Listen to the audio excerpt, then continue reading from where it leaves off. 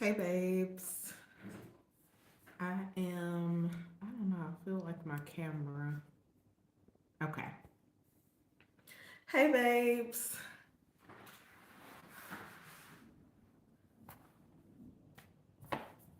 Okay, let me go ahead and get started. Thank you so much for watching. If you are new around here, because I have had a little influx of subscribers. So if you're new, my name is Shantae, and I share my journey with fibroids. I talk about hormone health, how to have better periods, and I am a wellness strategist. So, if those are things that you're interested in or you need help with, you're in the right place.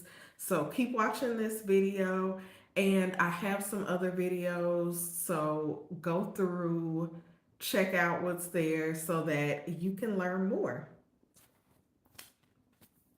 Today, I am talking about free and low cost ways to reduce your exposure to toxins. Let me say that again. Free and low cost ways to reduce your exposure to toxins. So, if you have any kind, really everybody should be working towards this, but if you have any kind of health concerns like fibroids, like PCOS, endo or endometriosis, any kind of chronic illness, you want to be working on reducing your exposure to toxins.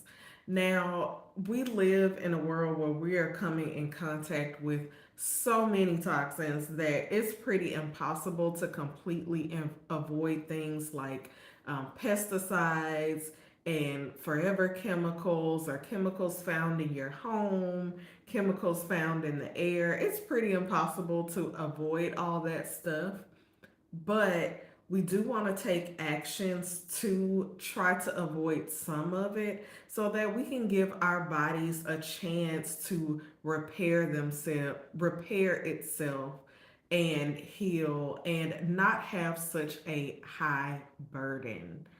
Hi guys. Thanks for joining. So if you do, as you come in, if you do have any questions, make sure you drop them in the chat. I will try to answer them at the end of this video. Okay, so I'm gonna jump into my free and low cost ways that you can help to reduce exposure. And exposure to toxins. And let me preface this by saying I do a lot of videos where I do recommend products and things you should be buying, but in this video, I really wanted to focus more so on the free and low cost things because I don't just want to be creating content of what you should be buying. Like, I don't want my channel to become me only suggesting a whole bunch of products.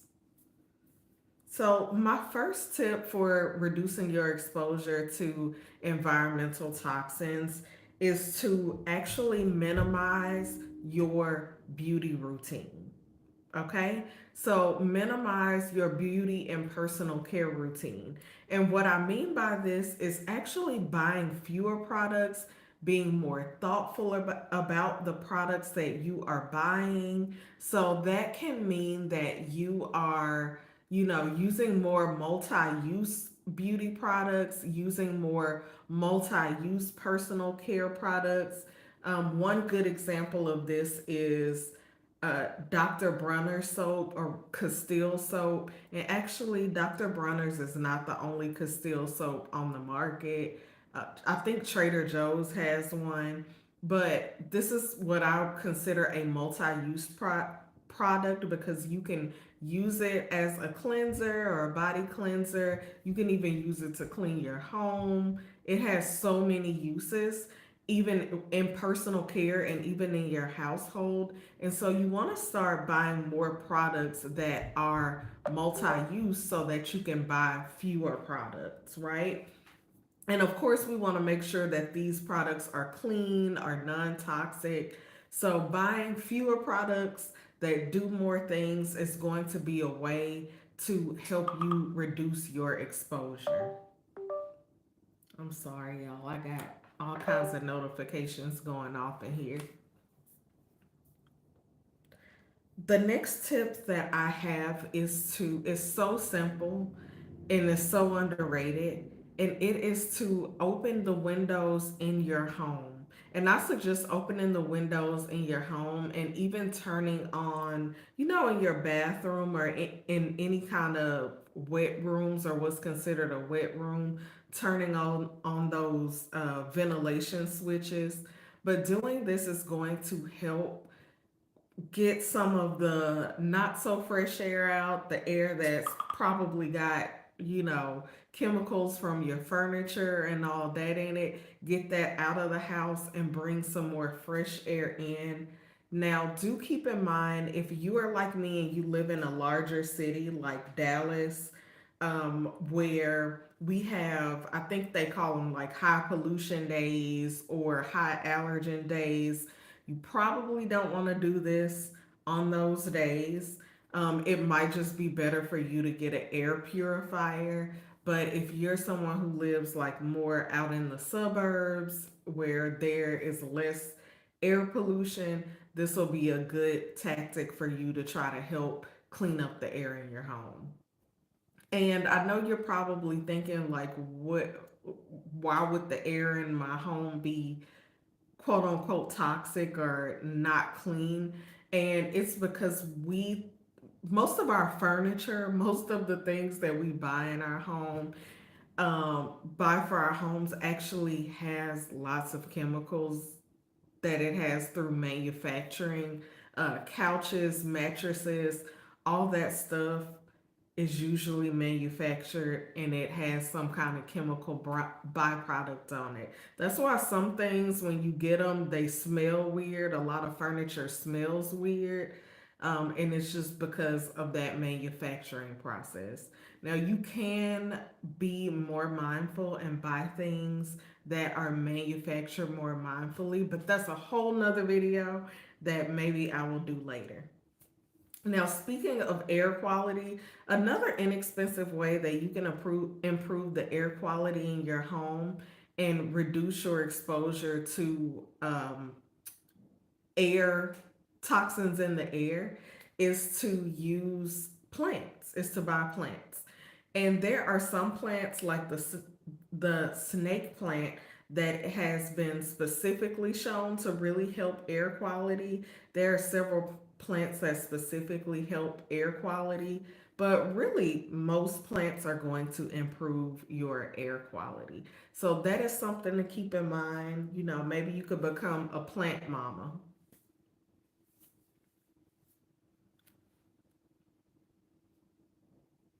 The next thing that you can do to reduce your exposure to toxins in your home is to stop wearing shoes in your house. There was a study done, and I can't even remember how many toxins, but it talked about how and if I can find it I'll share, but it talked about how many chemicals and pollutants and bacteria and viruses actually end up on the bottom of your shoe, which makes total sense when you think about it. So it's important to be a no shoe house. Start taking your shoes off. Something that I do is, like, people know my house, with very few exceptions, my house is a no shoe house.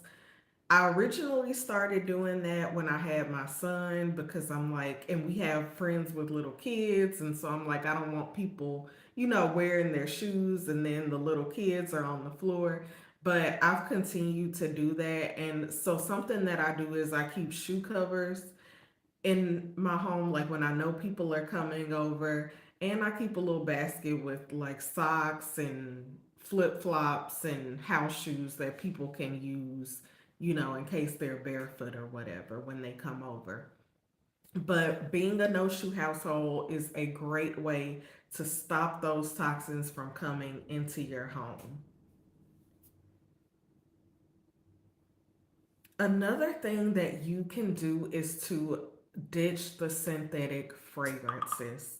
Now, I will say when I first started um, my journey with shrinking fibroids, I actually ditched perfume altogether. Like I didn't throw away what I had, but I will only wear it on very special occasions. So I went a long time without wearing perfume at all. And it was because a lot of perfumes or fragrances have endocrine disruptors in them. They have, and nobody is disclosing what's in these fragrances, right? So for a long time, I stopped using fragrances. I just recently started trying some clean brands or some non toxic fragrance brands. So that is an option. Another option is essential oils, mixing those into your lotions. That's something that I like to do.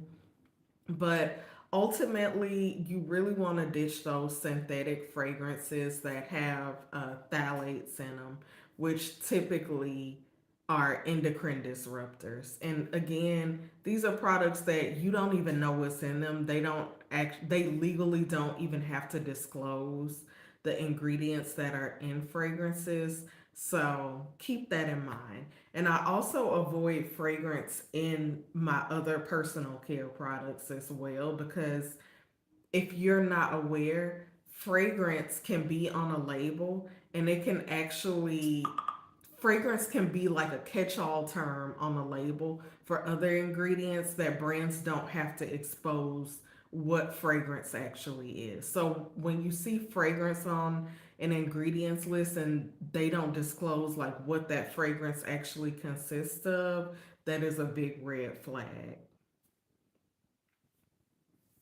Now, another thing that I recommend doing is ditching the plastic.